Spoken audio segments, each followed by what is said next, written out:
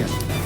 Encantado. ¿Cómo están ustedes? Muy buenas noches, bienvenidos a Tolerancia Cero. Fernando Villegas, muy buenas noches. Fernando Pausi, muy buenas noches. Gracias. De inmediato saludamos a nuestra primera invitada, Camila Vallejo. Muy buenas noches, gracias por estar aquí. Muy buenas noches, gracias por la invitación. Vamos Nuevamente. Nuevamente has estado aquí, sí. Nunca había estado así con tu estado de... ¿Cómo se llama? Nunca habíamos estado las dos. Nunca habían estado las dos. Eso es claro. Sí. Viene Ahora con, estamos las dos. viene con asesora. Sí. Camila, vamos a ver la siguiente nota y volvemos a la mesa.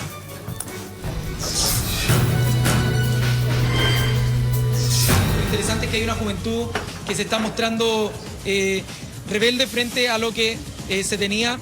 Que se llaman nueva mayoría, pero en verdad yo creo que no tiene nada de nuevo.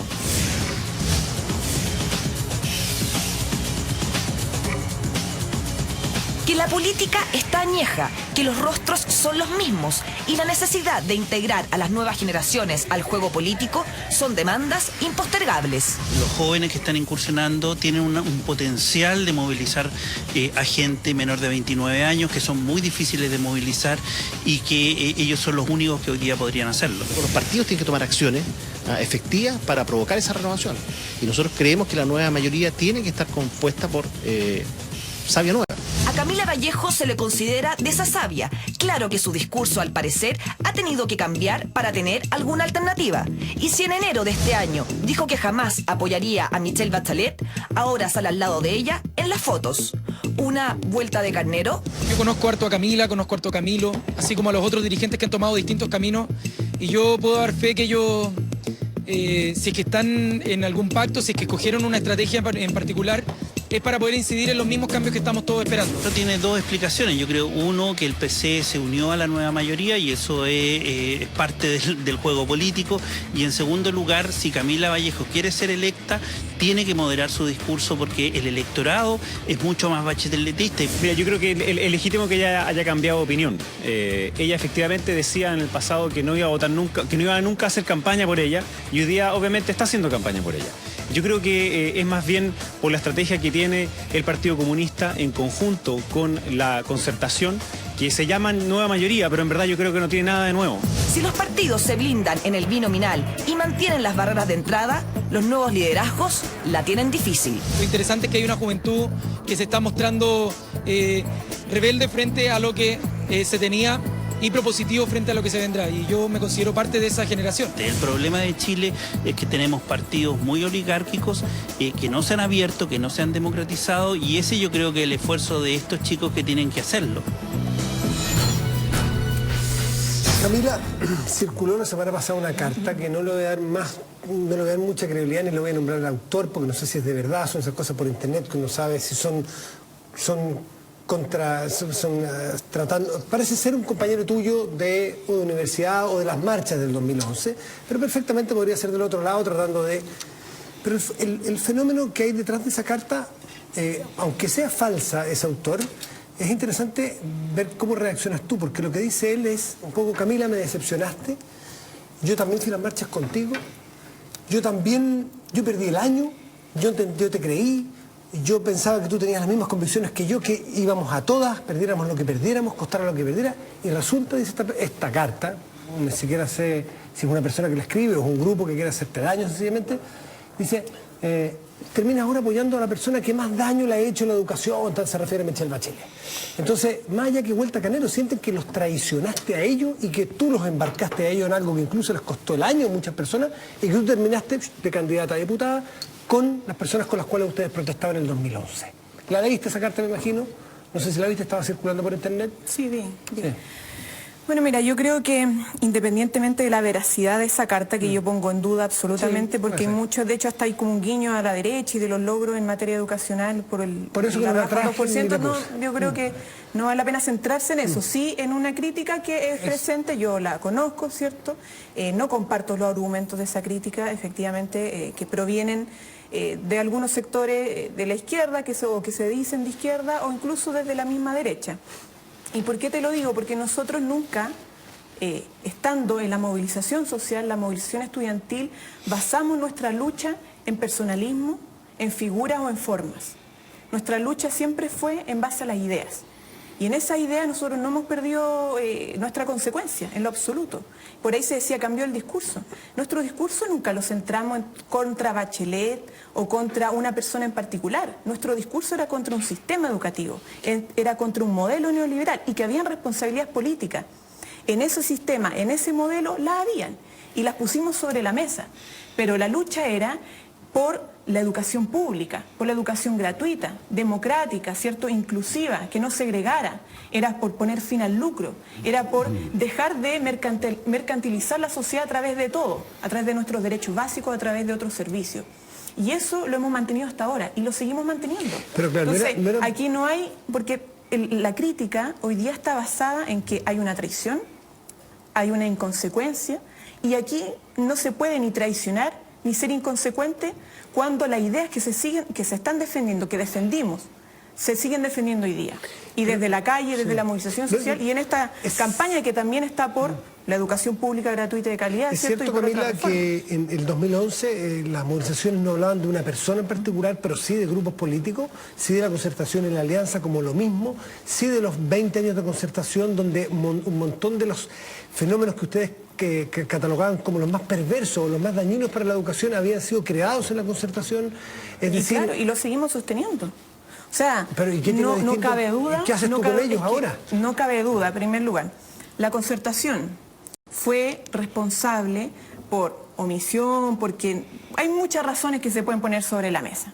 Porque unos dicen que se acomodaron, otros que no tuvieron la fuerza, en fin. Fue responsable de mantener y profundizar en muchos casos un modelo que dejó instaurado la dictadura y que lo amarró a través de la constitución política en Chile, que es un modelo neoliberal que ve que el Estado solamente interviene cuando el privado no puede y por tanto mercantiliza toda nuestra vida. Y son responsables, hasta el día de hoy. Esa concertación fue responsable durante sus años de gobierno. Y obviamente el actual gobierno de derecha que vino a profundizar aún más esa visión, esa lógica y ese modelo neoliberal de sociedad. Ahora, tú me hablas de qué pasa con la... Yo creo que la concertación hoy día no existe. La concertación está muerta, ¿ya? Dejemos a los muertos descansar en paz y la concertación ya no es lo que era antes. Hoy día lo que existe es una nueva mayoría, donde no solamente estamos nosotros como Partido Comunista, está la izquierda ciudadana, ¿cierto? Y está el movimiento amplio social y además se están incorporando porque se ha abierto este espacio, no como antes, ¿cierto? La concertación era un conglomerado cerrado que caía bajo el consenso neoliberal y siempre estaba apostando a eso. Un espacio que está abierto, donde están participando también otras fuerzas, otras organizaciones en la construcción de un programa que es necesario y que es urgente para Chile porque se ha manifestado en las calles.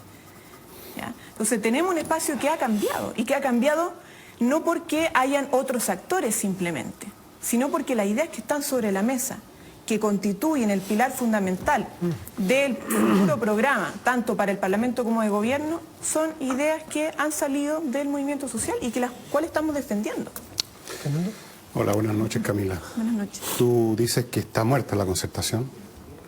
Yo creo que efectivamente el nombre está muerto, pero llevando el cajón con el nombre muerto va el mismo séquito de gente de siempre, los mismos personajes del Congreso, del gobierno, son las mismas caras que van llevando al muerto, que es solamente una frase, y por lo tanto uno podría pensar, yo creo que muchos de tu sector lo piensan, que esta gente, póngase el nombre que quiera, van a hacer algo parecido, a pesar de lo que digan ahora, porque están en un proceso eleccionario, por buenas o malas razones van a tratar de moderar las cosas, van a asustarse de los mismos fantasmas que ellos han provocado, o que sienten que han provocado, y eventualmente van a tratar de controlar lo más posible las aspiraciones o demandas que se iniciaron más o menos en el 2010-2011. Entonces, partiendo de esa base, de que es posible que eso ocurra, que yo creo que ustedes lo han considerado en el Partido Comunista, ¿qué piensas hacer tú, qué piensa hacer tu partido cuando empiezan a notar, si es que esto ocurre, que yo creo que va a ocurrir, los primeros signos de que no estaba tan muerta la concertación después de todo, que no estaba tan muerta esta voluntad de mantener las cosas más o menos andando? Si uno lee las declaraciones en los últimos días de muchos dirigentes de la concertación, llamada ahora nueva mayoría, ve un espíritu bastante apuntando a... Es que, un poquito la concertación llamada ahora nueva mayoría, insisto, la concertación hoy día no existe. Pueden haber partidos que eran de la concertación y que hoy día son parte de la nueva mayoría. Asumamos. Pero los conglomerados y la alianza se unen y convergen en torno a ideas y programas. Sí, ¿cierto? está bien, pero Camila, y eso es lo que constituye finalmente yo te estoy preguntando, la base de este nuevo proceso. Yo te estoy preguntando qué va a pasar. Da lo mismo si se llama mayoría, nueva mayoría, y si están involucrados ahora ustedes en el Partido Comunista. Digo, ¿qué van a hacer ustedes? Si ese grupo, que es la mayoría, porque el PC es una minoría dentro de este grupo, vuelve lo que ustedes llamarían las viejas prácticas, empiezan las transacas, los acomodos y las cosas, y empiezan a cerrarse puertas que ustedes creen que tenían que abrirse ahora. ¿Qué piensan hacer ustedes? Te lo pregunto porque tú misma en algún momento dijiste que ustedes iban a tener un pie en la moneda y otro en la calle. Yo me imagino que eso significa que no van a cortar su relación orgánica que puedan tener con esos movimientos, y eso tendrá que ver con lo que haga este gobierno, si es que llegan a gobernar con la señora Bachelet, nueva mayoría o como quieras que se llame. ¿Qué van a hacer ustedes para espolear el caballo, digamos, para sacarle trote a un animal que a lo mejor no quiere trotar? Mira, en primer lugar, y fue una de las razones con las cuales nosotros definimos ser parte de esta nueva alianza, ¿cierto? Y definimos también un apoyo presidencial, tiene relación con 3 elementos o 3 reformas importantes que constituyen la base del programa, que es nueva constitución, reforma tributaria y reforma educacional, con todos los elementos que ya hemos venido conociendo. Esos 3 pilares fueron ratificados a través del voto ciudadano en las primarias del 30 de junio, ¿ya? Con el apoyo de la candidatura de Michelle Bachelet. Esa idea, esos ejes programáticos hoy día son irreversibles. Y eso no lo decimos nosotros, los comunistas, simplemente. Eso lo dijo incluso el representante o el vocero del equipo de programa de Michelle Bachelet. Y lo dijo a propósito incluso de esta discusión en torno a la incorporación de personajes que representan el sector más neoliberal, ¿cierto? Que son algunos economistas que están en el equipo de economía. Entonces, eso es lo primero. Y ahí tenemos una cuestión que quizá nosotros no podemos decirle a la gente, oye, garantizamos que esto, desde el Partido Comunista, se vaya a pelear por un compromiso que ha asumido la misma candidatura presidencial y en la cual la gente ha puesto su confianza. Sería lamentable que el día de mañana eso no se cumpliera, no por nosotros solamente, sino que por la misma gente y por la misma credibilidad que pueda tener o no la candidatura presidencial que mucha gente apoyó. Y lo segundo tiene que ver con que nosotros confiamos y tenemos un optimismo también producto del momento histórico al que estamos viendo. Y esa confianza y ese optimismo radica también en el rol de los movimientos sociales y el rol que nosotros estamos jugando dentro de esta nueva mayoría como Partido Comunista para canalizar y llevar esa voz también en este nuevo espacio, ya que queremos que sea de incidencia. Nuestro rol no es aquí venir a sumarnos y acatar, ¿cierto?, todas las posiciones o las posiciones más conservadoras de este conglomerado, sino que poder llevar e impulsar la voz de los movimientos sociales. Y creemos y tenemos plena confianza de que Chile ha cambiado y Chile no va a permitir que se vuelvan a implementar las mismas políticas, al menos los elementos que se han señalado. Chile necesita, y la gente así lo plantea en las calles, que se requiere asegurar por parte del Estado la educación como un derecho social universal, la salud, que se quiere hacer un cambio, o sea, que se necesita hacer un cambio en el sistema previsional, y eso tenemos que impulsarlo. Entonces no depende tanto de esta como desconfianza prematura, ¿cierto?, que tú planteas de decir, oye, pero el día de mañana, y darlo por hecho, no se va a cumplir. Mira, yo creo que sí, Camila, yo creo no que sabe... se tiene que cumplir, pero en la medida también de que nosotros Sí. depositemos confianza en nosotros mismos, porque si no, podemos caer en quedarnos de brazos Camila, cruzados, ¿cierto?, y decir, sabes que no se va a cumplir nada, mejor no hagamos nada. La política es una actividad bastante poco piadosa, se pueden haber muchas vueltas de carnero y además los compromisos sobre la base de frases a veces después se reinterpretan de maneras muy diferentes que producen abismos entre parte y parte, a pesar de que aparentemente estaban unidos firmemente y se habían tomado las manos. No es improbable que además las personas cambien de idea, no es improbable que una vez con la guitarra en la mano se vea que algunos acordes no se pueden sacar, y tú confías en lo que podríamos llamar la presión de los movimientos sociales y todo eso, que muchas veces son más bien un entelequia, es también una frase. En lo concreto, ustedes van a estar en el gobierno. No puede ser una entelequia, Camila, perdóname, pero lo que ha pasado en Chile nos ha tenido hasta nosotros hablando de cuestiones que, no sé si ustedes hablaban antes de nueva constitución. Hablábamos de todo. educación gratuita. Yo me acuerdo haber estado conversando acá y nadie creía en eso, y hoy día la mayoría está hablando de esos temas, Camila, porque se planteó desde el movimiento social y ha constituido la principal agenda programática de muchos candidatos. Lo que pasa es que finalmente y eventualmente se gobierna dentro de las instituciones. Por eso es que tú estás haciendo precisamente una postulación, porque te das cuenta, como George Jackson y otros jóvenes, que finalmente llega el momento en que hay que entrar a las instituciones para ahí mover las palancas del caso. La calle puede ser muy poderosa y dramática en un momento dado, pero no es desde la calle donde se gobierna. Entonces, si llegara a ocurrir una situación donde donde ustedes ven que las interpretaciones sobre todos estos puntos en que ahora están contestes, que están de acuerdo, empiezan a variar, ahí viene mi pregunta, no es por un tema de desconfianza gratuita, ¿qué tienen ustedes en mente para impedir que las cosas se empiecen a chanchar, como se dice, que las cosas se empiecen a postergar, que se empiecen a decir de que no es el momento preciso, sino que más adelante, o que en realidad no era tan buena esta idea, cambiémosla un poquito, entremos a tratar con los demás acá o los demás allá? Me imagino que ustedes tienen consideradas esas hipótesis y tendrán algunos tipos de palancas de poder para activar en ese momento. Esa es mi pregunta. No sé lo que va a suceder, es un escenario posible. Nuestro rol en este momento es hacer que las fuerzas democratizadoras tengan mayor presencia no solamente en la calle, sino que también en las instituciones. Y eso es lo que estamos apostando. Claro. Y no solamente yo, incluso candidatos que van fuera de la nueva mayoría están apostando a eso, quieren abrir la democracia y entienden que hay que superar eso que de alguna u otra forma estás planteando tú, que es lo social y lo político por separado. O estás en lo social o estás en lo político. No, eso es el gran error que cometimos y el gran error que se cometió por parte de los gobiernos de la concertación durante los últimos años, las últimas décadas.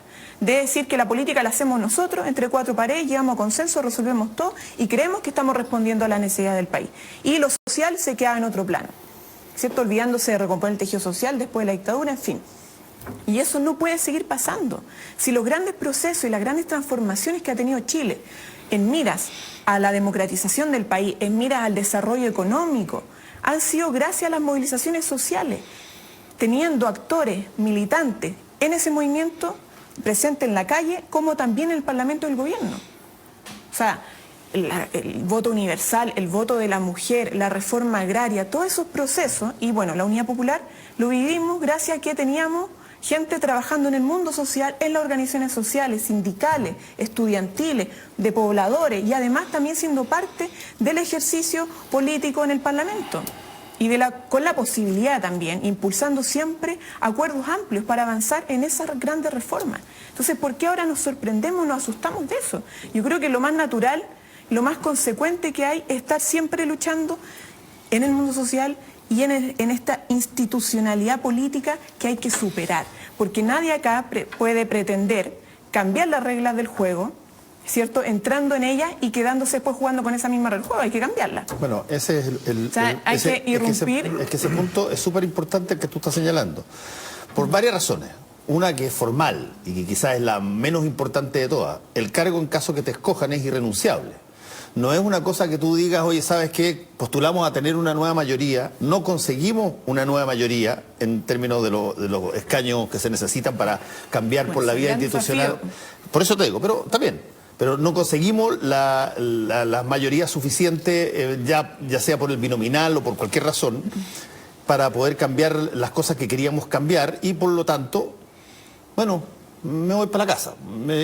No se puede ir para la casa uno. Y por lo tanto, la pregunta es, la apuesta de la nueva mayoría implica obtener una cosa que es mucho más de lo que se tiene hoy, pero mucho más. Si no, no hay nueva mayoría. Y por lo tanto, te quiero preguntar a ti, si es que esas nuevas mayorías, porque están jugando en el binominal, no se obtienen, ¿cómo funciona la cosa? ¿Cómo siguen ustedes desde una situación entrampada estructuralmente y que saben perfectamente cómo funciona y la han visto por 20 años funcionar? ¿Cómo se hacen parte de eso, reciben sueldo por esa parte, funcionan con oficina en el Congreso y sin embargo saben a ciencia cierta que para todo lo que ustedes realmente han querido cambiar no tienen los votos para hacerlo? Bueno, primero nosotros los militantes comunistas no nos quedamos con el sueldo o la dieta parlamentaria. No tengo idea de lo que haga cada uno bueno, con su sueldo. Para aclararlo. Mira, yo creo que va al partido y el partido le da una dieta particular a sus parlamentarios. Claro, en función de lo que tú necesitas. O sea, tú tienes un grupo familiar de 5 o más personas y necesita un sueldo como promedio y eso es lo que se entrega. Pero no son los 5 millones. Es el partido el que te da el sueldo, no el Congreso. No el Congreso. Sí, pero perdona, pero si que tú necesitas solamente, te pongo un ejemplo, salvo que esté equivocado, si tú necesitas solamente 2 millones y te pasan un cheque con, solo todo que sea un bruto de 8 millones, tú no lo devuelves el resto al Congreso y dices, perdona, yo necesito 2 millones, claro. 6 millones son restantes. Quedan para el partido. Quedan para alguna parte. Claro, porque se financia para la actividad, el trabajo social que hace el partido. O sea, el Estado gasta exactamente la misma plata. El Estado gasta, que yo creo que debiese reducirse de todas formas. Y hay muchos privilegios absurdos que hay en el Parlamento que debiesen cortarse tajantemente. Pero respondiendo a tu pregunta, mira, yo creo que hay un tema que es importante aclarar, porque nosotros, ¿por qué definimos también en lo táctico no ir por fuera como independientes? Porque dijimos que para generar esa mayoría en el Parlamento lo mejor era apostar a los doblajes y por tanto a fortalecer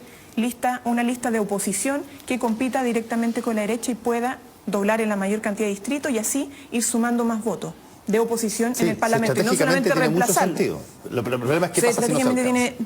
Tiene sentido. Entonces, en eso estamos poniendo nuestro esfuerzo ahora. ¿Ya? Y por eso yo también saludo por fin la proclamación del candidato de C que me acompaña en la Florida, que es Patricio Vaso, ¿cierto? Con el cual esperamos no simplemente competir, sino que ser un complemento, ¿cierto? Para poder doblar en ese distrito que históricamente se ha doblado. ¿Ya? Eso es tarea prioritaria. Pero en segundo lugar, nosotros también entendemos que el cambio estructural, ¿cierto? A nivel institucional, a nivel de las reglas del juego de la democracia se va a dar con una nueva constitución. ¿Ya? Nosotros estamos facilitando que haya mayorías que puedan impulsar ciertas reformas que incluso adquieran del carácter constitucional a través del aumento de votos de oposición en el Parlamento, porque se requieren, ¿cierto?, para romper el sistema binominal. Pero también paralelamente no estamos jugando por una nueva constitución y eso es uno de los 3 pilares que yo mencionaba anteriormente de la nueva mayoría.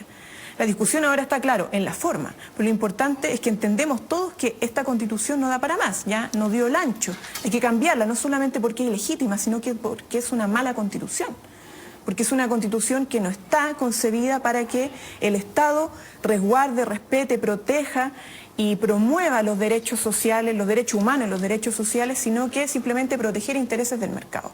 Y eso no puede seguir así, eso ya se hizo insostenible.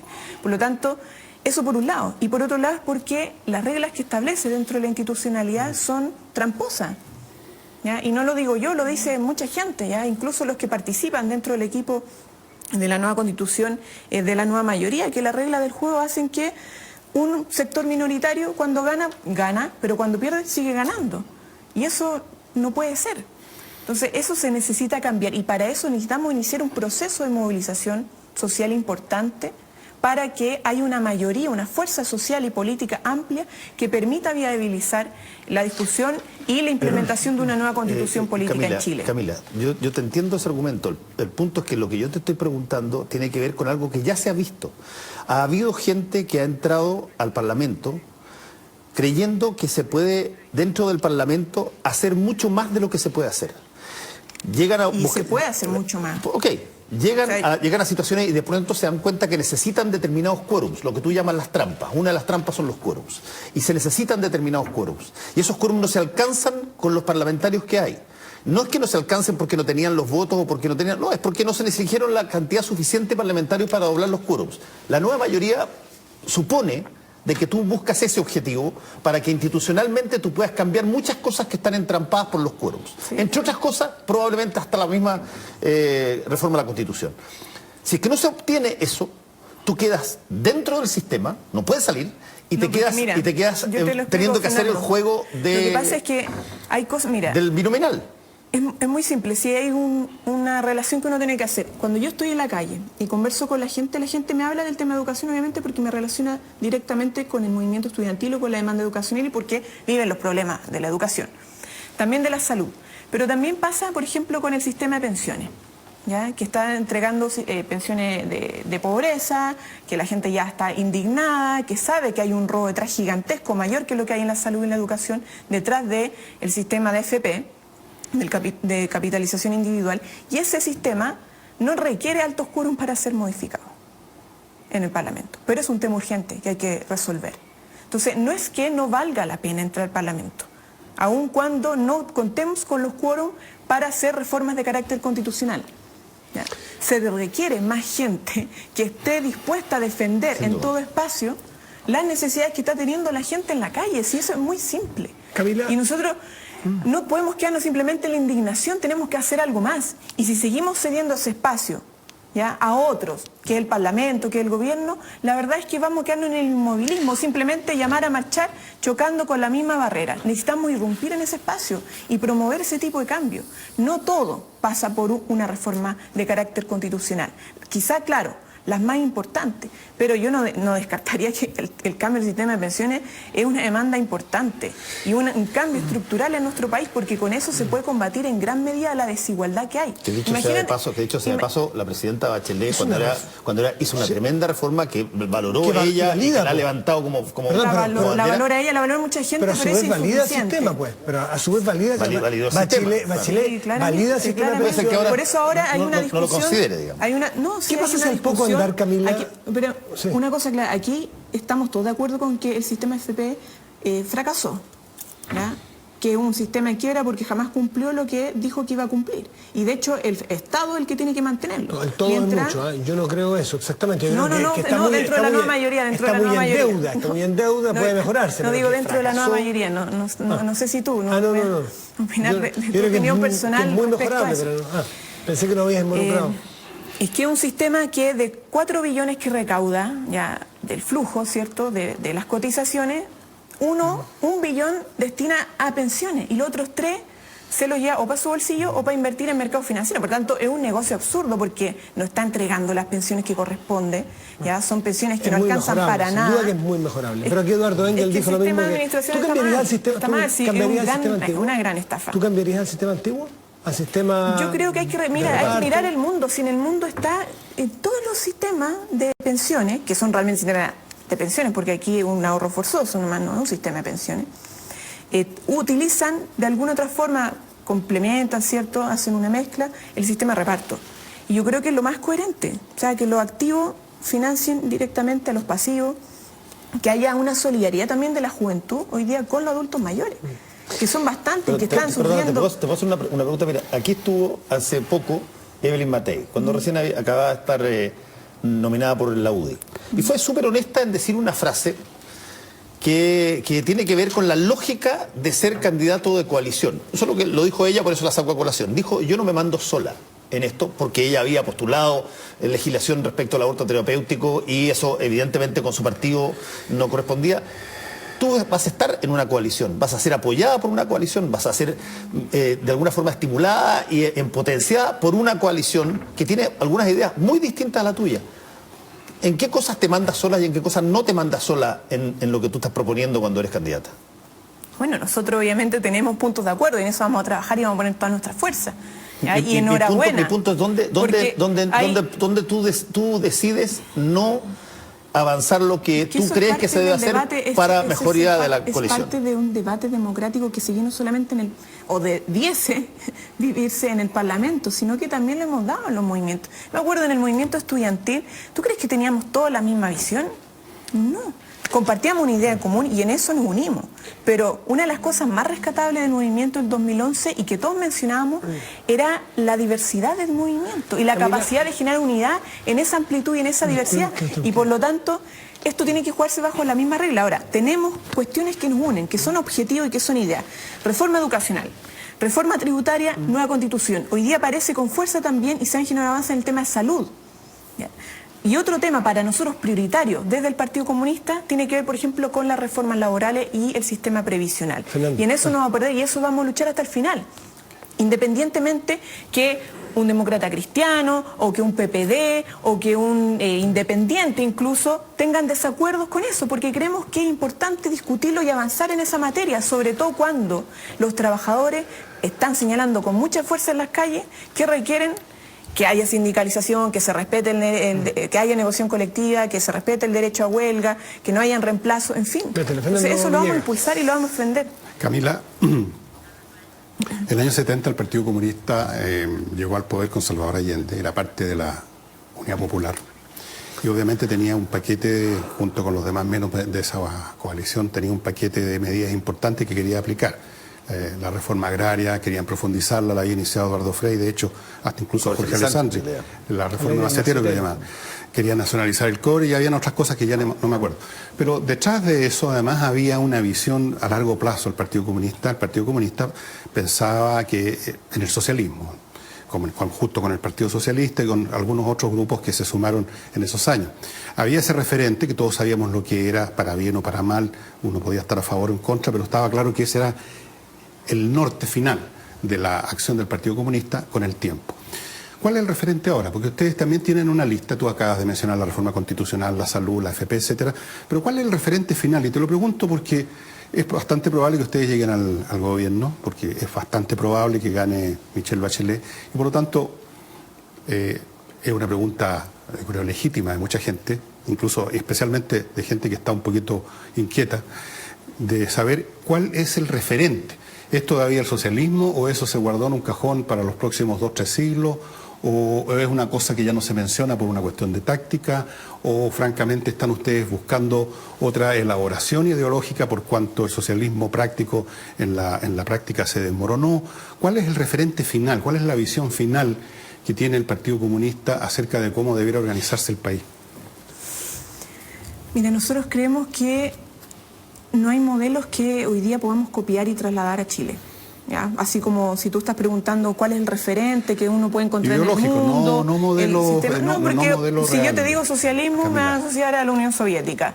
Si yo te digo, no sé, bueno, hoy día está comunismo, lo voy a asociar a China, si es que algunos creen que es comunismo. Pero bueno, yo creo que lo importante hoy día es que nosotros hemos definido que es necesario una democratización radical de nuestro país. ¿Y por qué? Porque hoy día no puede ser simplemente un partido el que defina cuál es la sociedad de aquí a 50 años que tiene que construirse, ¿cierto?, regirnos, sino que tenemos que ser justamente los ciudadanos y el pueblo chileno en su conjunto el que determine ese camino. Hoy día esa democracia no existe un sistema democrático que permita hacer que todos puedan participar en la discusión del proyecto de transformación social que quiere o el proyecto social que quiere. Nosotros queremos un modelo social que logre la emancipación material, cultural, ¿cierto?, humana de todos los ciudadanos chilenos, que realmente garantice justicia social y económica a través de lo que estamos haciendo. No, nosotros hemos definido un programa. En círculos, Camila, porque no, en lo absoluto, o sea, ¿quieres que le ponga un nombre a lo que vamos a llegar? No quiero que le ponga un nombre, quiero que lo que necesitamos, que es algo urgente, y es parte de nuestro programa. ¿Cuál es el referente a largo plazo? Bueno, si nosotros hemos dicho que somos Partido Comunista, nosotros creemos, ¿cierto?, en un modelo socialista, pero un modelo quizá la chilena. Y es lo que tenemos que construir todos. Pero no queremos imponerlo. Camila, nosotros creemos que en este momento la contradicción está entre el modelo neoliberal y la democracia. No puede haber democracia con el modelo neoliberal que tenemos. No puede, porque este modelo está basado en la mantención y profundización de las desigualdades, en que unos pocos abusen del resto, en que unos pocos concentren el poder económico, político, incluso mediático. Y eso no es democracia. Eso no es democracia ni aquí ni en la Quebrada del Ají. Entonces hay que empezar a abrir estos entramados, ¿cierto?, que partiendo de nuestra institucionalidad, de la constitución política, para empezar a incluso replantearse el modelo de desarrollo económico y que nos permita una real a alguien que todavía probablemente no tiene derecho a voto, pero que es líder estudiantil, como la Eloísa González. ¿Qué le dirías tú a ella de por qué tú estás inscribiéndote, vas a votar, pides que voten, y ella no tiene ningún problema en tomarse el Partido Socialista, que es un partido aliado del Partido Comunista, para decir que no se vote, y llama a no votar ni participar en nada, porque siempre las personas que entran a votar las personas que votan de buena fe terminan siendo frustradas, y las personas que postulan son traidores? ¿Cuál es tu argumento si tú estuvieras sentada aquí a Eloísa González? Deja poner cara a Eloísa González. Así. No, lo que pasa es que yo creo que ella está equivocada. Yo creo que nosotros somos parte del sistema, lamentablemente. O sea, estamos inmersos en el sistema, nos movemos en Transantiago, somos del FONASA o de ISAPRE, somos parte de cómo opera el sistema. El sistema no es solamente el Parlamento. ¿Ya? El sistema es todo, las reglas del juego que están amarradas a través de leyes, de normas, de decretos, de una constitución y que rigen nuestra vida cotidiana. Entonces ya somos parte del sistema. Por lo tanto, la decisión está en que si somos parte para quedarnos de brazos cruzados a través de la abstención, o sea, nos abstenemos y nos quedamos así, o somos parte activa y la transformamos. Entonces yo creo que una de las formas de poder transformar al interior del sistema, el sistema, es justamente el ejercicio, uno, del voto, y otro también tiene que ver con la participación en organizaciones sociales, en movimientos, etcétera. O sea, aquí no es que o lo uno o lo otro, que yo creo que es un poco lo que entienden ellos, o sea, como que o estás en la calle o estás allá, pero no puedes estar en ambos Camila, lados. nos tenemos que ir y no puedo dejar de preguntarte algo que es evidente, que está en lo personal más que lo partidario, lo ideológico, lo del conglomerado, es lo tuyo. El camino de Giorgio Jackson fue ir por fuera directamente. El camino de Carol Cariola es similar al tuyo, ir por dentro con todas las explicaciones que tú has dado, pero ella eligió las primarias y ella ganó. Y a ti no te va a penar hasta siempre el que te hayan protegido y te hayan dado un cupo designado a dedo, tú que fuiste la Dalit de la lucha por democratizar. Pero es que no fue así, Matías. Nosotros lo que hemos definido es que, y siempre lo dijimos, estamos dispuestos a ir a primarias en aquellos lugares donde no hay acuerdo, primarias legales. Sí. De hecho, porque no estamos de acuerdo con las primarias convencionales, aunque al final, tuvo que hacerse por Carol Cariola fue elegida por esa vía. Sí, pero y ganó, fue un error. De hecho, legitimó. hasta Michelle Bachelet dijo, pucha, que lata que no hayamos podido ser capaces de llevar a primarias legales las elecciones parlamentarias. Yo siempre lo pedí incluso, porque no había acuerdo.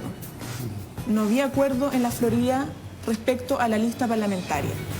Pero nunca hubo un pronunciamiento oficial de todos los partidos para poder impulsar, independientemente de que algún otro candidato haya dicho yo quiero o no quiero, pero oficialmente no hubo pronunciamiento. O sea, aquí no se trata de que habían unos más asegurados u otros, porque de hecho todos vamos a terminar compitiendo al final del día, en la elección. Entonces no hay ninguna candidatura. Pero en el binominal que ustedes tanto han criticado. Por el binominal que estamos utilizando en este momento para poder generar los doblajes. Está bien, está bien. En el binominal que criticamos, si criticamos la Constitución incluso, criticamos el Parlamento, pero tenemos que irrumpir para poder cambiarlas, porque si no... Sí, Camila Vallejo, muchísimas gracias por estar aquí, Tolerancia Cero nuevamente, y a ustedes los quiero invitar, hay una pregunta que ya está en nuestra pantalla, y usted puede entrar en www.toleranciacero.cl y responder, ¿está de acuerdo con aumentar el número de parlamentarios para mejorar la representación, que es una de las alternativas que pretenden modificar el sistema binominal? Usted puede votar sí o no. Gracias, Camila, buenas noches. Pausa y volvemos.